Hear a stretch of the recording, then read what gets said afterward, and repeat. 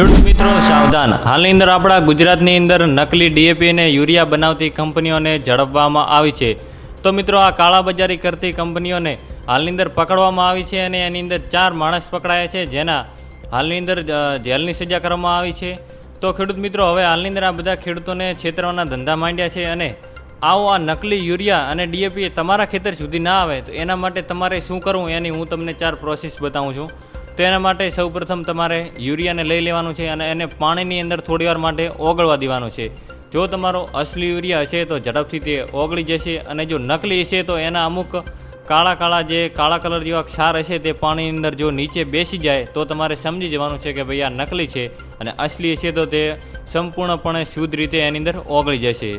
બીજી મિત્રો વાત કરીએ તો એને તમારે તવડેની અંદર લઈ લેવાના છે। તમારા ઓરિજિનલ જે યુરિયા લાવો છો એને તમે થોડી વાર રાખશો એટલે બધો યુરિયા ભાઈ ઉડી જશે અંદર ગરમ થઈને।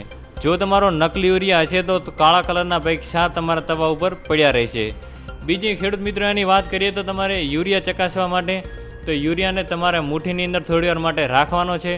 જો એ થોડા સમય પછી ઓગળે અને તમને જો ઠંડો જેવો અહેસાસ થાય તો એ તમારો અસલી યુરિયા છે, અને જો તમને ભાઈ જો નકલી છે તો તમને કોઈ પણ રીતે તે ઠંડો નહીં લાગે।